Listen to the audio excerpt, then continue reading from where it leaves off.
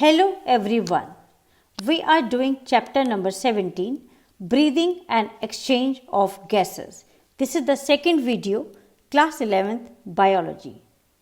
In this video, we are going to cover the following topics. First, exchange of gases. Second, transport of gases. Then, regulation of respiration. And in the end, we will study about the disorders of respiratory system. Let us start with gas exchange.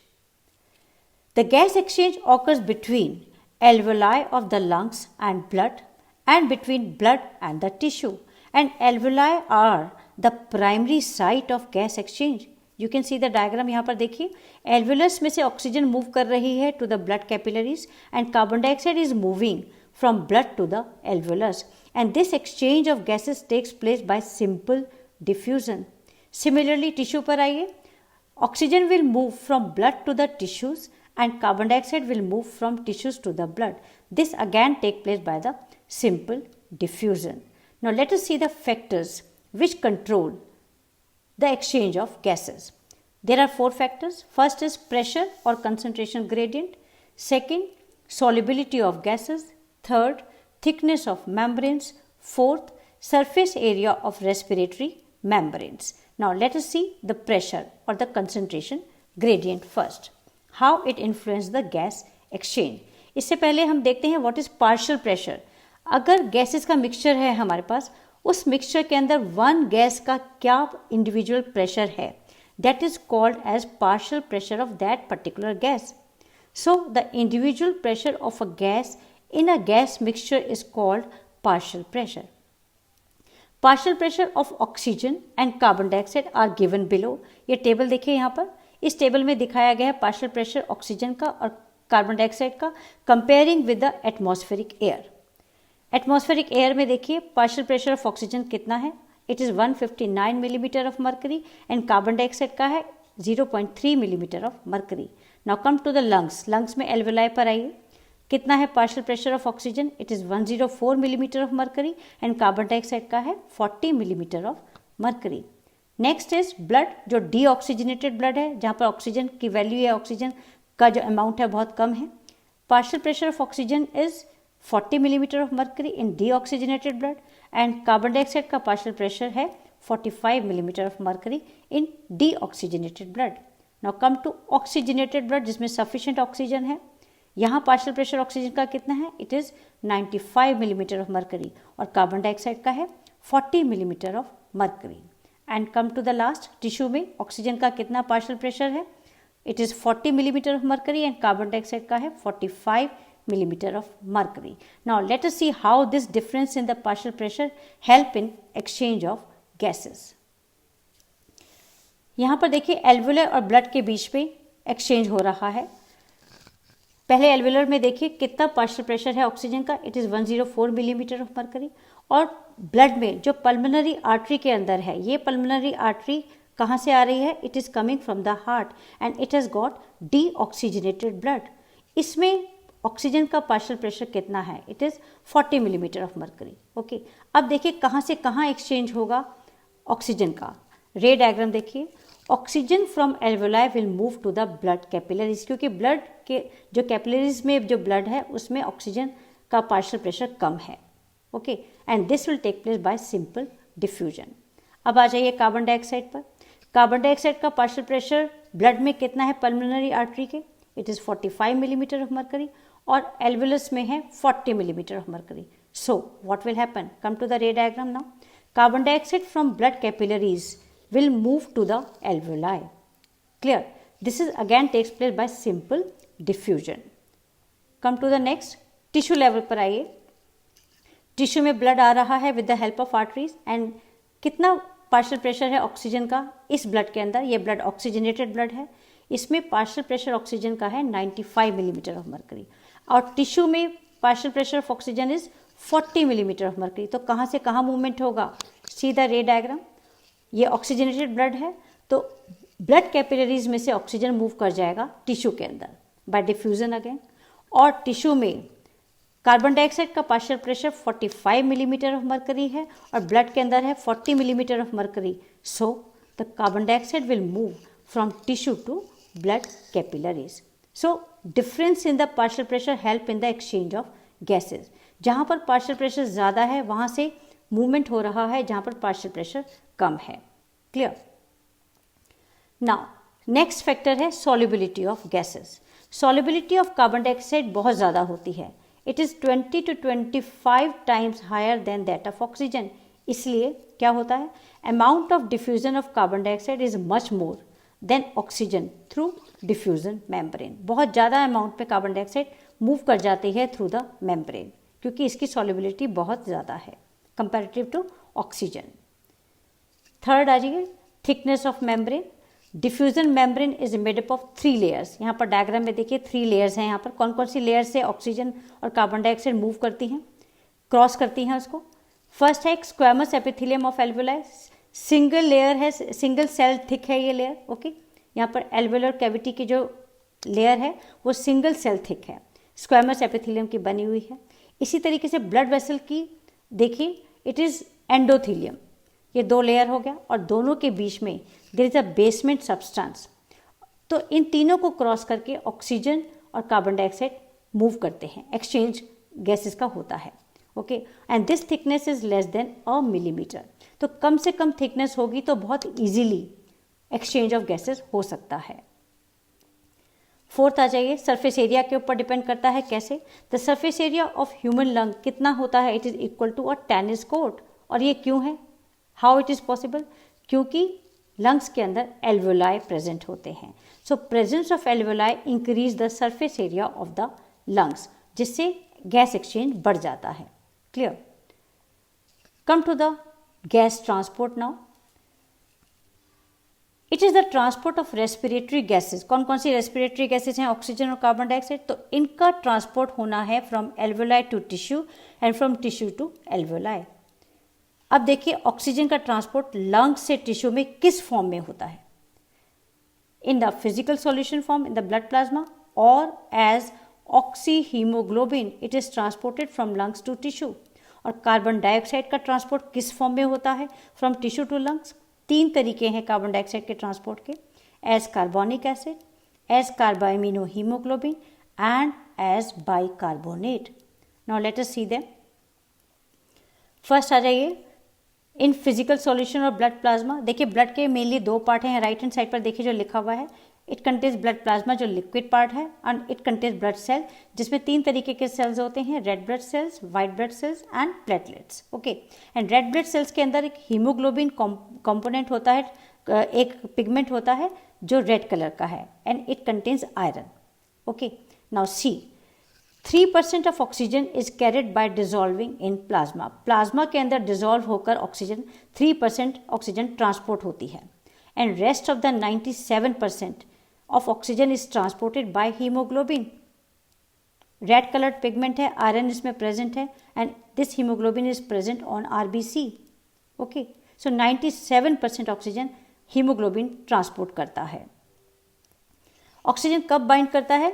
Oxygen bind करता है haemoglobin से reversible manner में.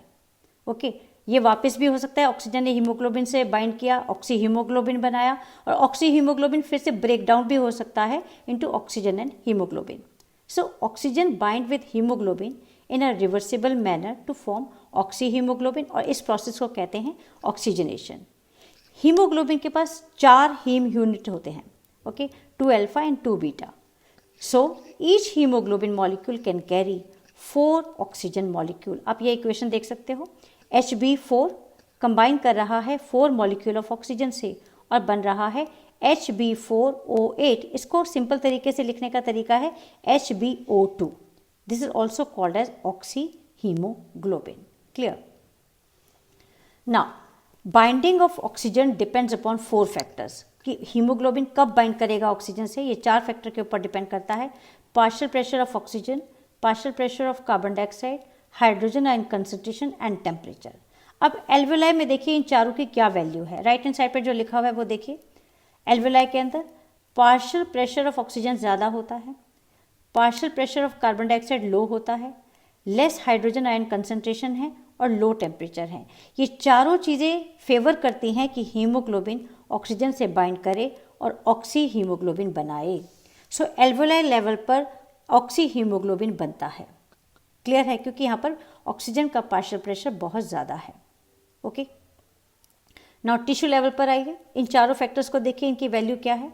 लो partial pressure of oxygen, high partial pressure of carbon dioxide, high hydrogen ion concentration and high temperature. ये चारों चीज़ें responsible हैं for the dissociation of oxyhaemoglobin, oxyhaemoglobin के breakdown के लिए। ऑक्सी हीमोग्लोबिन ब्रेक हो जाता है, हीमोग्लोबिन एंड ऑक्सीजन बनाता है और ऑक्सीजन ट्रांसपोर्ट हो जाती है टिश्यू को। Clear. So every 100 ml of oxygenated blood can deliver around 5 ml of oxygen to the tissue under normal physiological conditions. Come to the graph. ये बहुत इंपॉर्टेंट ग्राफ है। ये क्या शो कर रहा है? It is showing oxygen haemoglobin dissociation curve. Remember, it is a dissociation curve, यानी oxygen haemoglobin जो बन गया है वो कैसे डिसोसिएट होता है, कौन से लेवल पर जाकर डिसोसिएट होता है, कौन से लेवल पर जाकर ब्रेक होता है। ओके, ये ग्राफ बनाया गया है दो पैरामीटर्स को लेकर। एक्स एक्सिस पर देखिए partial pressure of oxygen millimetre of mercury में दिखाया गया है, और वाई एक्सिस पर देखिए percentage saturation of haemoglobin with oxygen दिखाया गया है। जैसे जैसे पार्शियल प्रेशर बढ़ता है ऑक्सीजन का, वैसे वैसे सैचुरेशन ऑफ हीमोग्लोबिन भी बढ़ जाता है with oxygen. Maximum haemoglobin combine कर जाता है ऑक्सीजन के साथ। ओके, तो एल्वोलाई लेवल पर ऑक्सी हीमोग्लोबिन होता है, क्योंकि वहाँ पर पार्शियल प्रेशर ऑक्सीजन का ज़्यादा है, तो वहाँ पर मैक्सिमम सैचुरेशन मिलेगा हीमोग्लोबिन का विद ऑक्सीजन। अब ये ग्राफ उल्टा पढ़िए इसको, फ्रॉम टॉप टू बॉटम। जैसे जैसे पार्शियल प्रेशर कम होता है, ऑक्सी हीमोग्लोबिन जो बना था वो ब्रेक हो जाता है इनटू हीमोग्लोबिन एंड ऑक्सीजन। इसलिए इसको कर्व को कह रहे हैं oxy haemoglobin dissociation curve. Okay, यहाँ पर हम डिसोसिएशन की बात करेंगे। कब ये ब्रेकडाउन होता है, ऑक्सी हीमोग्लोबिन का टूटना कब होता है? जब पार्शियल प्रेशर ऑक्सीजन का कम हो जाता है। So this is a sigmoid curve. It is a sigmoid curve obtained when percentage saturation of hemoglobin with oxygen is plotted against partial pressure of oxygen. Okay, और इसको स्टडी करने के लिए भी यूज़ करते हैं कि डिफरेंट फैक्टर्स किस तरह से अफेक्ट करते हैं ऑक्सीजन को कंबाइन होने से हीमोग्लोबिन के, किस तरह से कार्बन डाइऑक्साइड का पार्शियल प्रेशर, किस तरह से हाइड्रोजन आयन कंसंट्रेशन अफेक्ट करेंगे ऑक्सीजन को बाइंड करने से हीमोग्लोबिन के साथ। Okay, next come to carbon dioxide transport. Tissue level पर आइए। पहले टिश्यू में क्या है, partial pressure of carbon dioxide ज़्यादा है और ऑक्सीजन का पार्शियल प्रेशर कम है। ओके, और लंग्स में पार्शियल प्रेशर कार्बन डाइऑक्साइड का लो है और ऑक्सीजन का पार्शियल प्रेशर ज़्यादा है। ये दोनों चीज़ें फेवर करती हैं कि कार्बन डाइऑक्साइड ट्रांसपोर्ट हो फ्रॉम टिश्यू टू लंग्स। ये तीन फॉर्म में ट्रांसपोर्ट होती है, as carbonic acid, second as carbamino haemoglobin and third as bicarbonate. देखते हैं ये कैसे होगा। As carbonic acid, in tissue 7% carbon dioxide is dissolved in plasma water. तो 7% कार्बन डाइऑक्साइड ट्रांसपोर्ट होती है in the form of carbonic acid. Carbon dioxide water के साथ कंबाइन करती है और कार्बोनिक एसिड बनाती है, तो 7% कार्बन डाइऑक्साइड तो कार्बोनिक एसिड की फॉर्म में लंग्स तक पहुंच जाती है। सेकेंड आइए, as carbamino haemoglobin, in tissues 20 to 25% of carbon dioxide bind with haemoglobin, और क्या बनाती है, कार्बा एमिनो हीमोग्लोबिन। और एल्वोलाई में जाकर ये कार्बन डाइऑक्साइड अलग हो जाता है कार्बा एमिनो हीमोग्लोबिन से और एल्वोलाई में पहुंच जाता है। क्लियर। सो यहाँ पर देखिए इक्वेशन ये जो दिया हुआ है आपके सामने, रिएक्शन कार्बन डाइऑक्साइड कंबाइन करेगा हीमोग्लोबिन से and will form carbamino haemoglobin. So 20 to 25% carbon dioxide किस फॉर्म में ट्रांसपोर्ट होती है, in the form of carbamino haemoglobin. Third आइए, as bicarbonate, 70% of carbon dioxide is transported by this method. अब इसमें क्या हो रहा है, आरबीसी के पास एक एंजाइम है जिसका नाम है कार्बोनिक एनहाइड्रेस, और थोड़ा सा ये एंजाइम प्लाज्मा में भी प्रेजेंट होता है।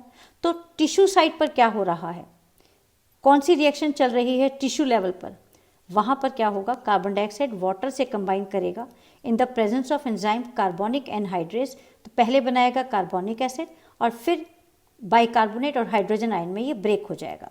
ओके, ये रिएक्शन फॉरवर्ड डायरेक्शन में चल रही है टिश्यू लेवल पर। लेकिन एल्वोलाई में जब ये पहुंच जाते हैं bicarbonate and hydrogen ion, what will happen, ये रिएक्शन बैकवर्ड चलना शुरू हो जाती है, ऑपोजिट डायरेक्शन में चलना शुरू हो जाती है। पहले कार्बोनिक एसिड बनेगा, फिर कार्बन डाइऑक्साइड एंड वाटर बनेगा। इसके लिए भी सेम एंजाइम है। Okay, so that's how the carbon dioxide enters into the alveoli. और ट्रांसपोर्ट 70% कार्बन डाइऑक्साइड ट्रांसपोर्ट हो रही है as bicarbonate.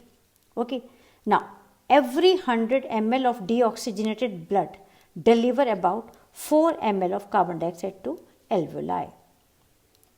Come to regulation of respiration, किस तरह से रेस्पिरेशन को रेगुलेट किया जाता है। सबसे पहले देखिए रेस्पिरेटरी साइकिल जो हम ऑलरेडी कर चुके हैं, an inspiration plus an expiration is called respiratory cycle. Normal respiratory rate है क्या, 12 to 16 times per minute. And spirometer क्या है, it is a instrument use to measure the respiratory rate. Now let us see the regulation of respiration. In brain there are following respiratory centres. कौन कौन से centres हैं brain में जो respiration को regulate करते हैं। First, respiratory rhythm centre. Second, pneumotaxic centre. Third, chemosensitive area. First come to respiratory rhythm centre, जहाँ पर इंस्पिरेटरी एंड एक्सपिरेटरी सेंटर्स हैं। ओके, ये कहाँ पर है ये, it is present in medulla oblongata. See the location of medulla oblongata in the brain. यह point number 1 पर दिखाया गया है। राइट हैंड साइड पर देखिए जो 1 नंबर लिखा हुआ है, it is medulla oblongata, brain का पार्ट है ये। यहाँ पर इंस्पिरेटरी एरिया और एक्सपिरेटरी एरिया दोनों होते हैं। लेफ्ट हैंड साइड पर देखिए लिखा हुआ है rhythm centre. Okay, so it is seen in medulla oblongata and it regulates the respiratory rhythm. Respiratory rhythm को कंट्रोल करते हैं, रेगुलेट करते हैं। नेक्स्ट, न्यूमोटैक्सिक सेंटर, ये कहाँ पर होता है, it is seen in pons. See the location of pons in the brain. Point number 2 पर देखिए राइट हैंड साइड पर जो पॉन्स लिखा हुआ है, this is the point, location है ये पॉन्स की। और लेफ्ट हैंड साइड पर देखिए न्यूमोटैक्सिक एरिया लिखा हुआ है। Okay, so this area is present in the pons. और इसका रोल क्या है, it moderates function of respiratory rhythm centre. Respiratory rhythm centre के फंक्शन को कंट्रोल करता है, मॉडरेट करता है। यहाँ से जो इम्पल्स निकलती है वो कहाँ जाएगी, impulse from this centre reduce the duration of inspiration. हमारा जो इंस्पिरेशन का जो ड्यूरेशन है उसको कम कर देता है, and thereby alter the respiratory rate.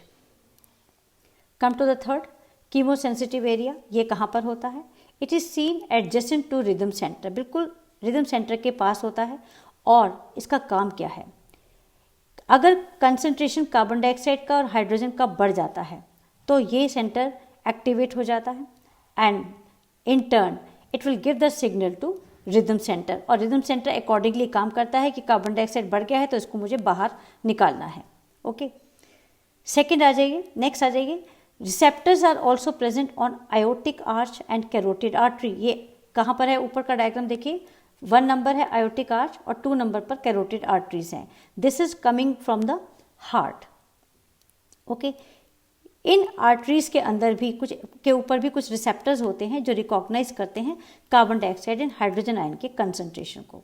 Clear, और ये फिर से सिग्नल को भेज देते हैं रिदम सेंटर में, and rhythm centre will work accordingly to remove the extra carbon dioxide from the body. Role of oxygen in the regulation of respiratory rhythm is quite insignificant. Oxygen का बहुत ज़्यादा role respiratory rhythm को control करने के लिए नहीं है। Come to the disorders of respiratory system. First देखिए asthma, what is this, it is the difficulty in breathing, सांस लेने में दिक्कत होती है, कॉजिंग वीजिंग, साउंड आने लगती है सांस लेने में। Why, due to inflammation of bronchi and bronchioles. Bronchi और ब्रोंक्यूल्स में सूजन आ जाती है। यहाँ पर डायग्राम देखिए 3 आपको ट्यूब्स दिखाई गई हैं, एयरवेज दिखाए गए हैं। पहला एयरवे नॉर्मल है, सेकंड में और थर्ड में देखिए बहुत ज़्यादा ब्लॉकेज होना शुरू हो गया है because of the swelling, inflammation, and this will lead to difficulty in the breathing, and this is the asthma. Come to next, emphysema में क्या होता है, damage of alveolar walls. Alveolar walls में डैमेज हो जाता है, इससे क्या होगा, सरफेस एरिया कम हो गया, it decreases the respiratory surface area. और इसका कॉज क्या है, major cause is cigarette smoking, it leads to emphysema. Come to the last, occupational respiratory disorder. Certain industries produce so much of dust. कुछ industries ऐसी हैं जैसे marble industry है, जहाँ पर पत्थर घिसने का काम किया जाता है, वहाँ बहुत ज़्यादा अमाउंट में डस्ट निकलता है.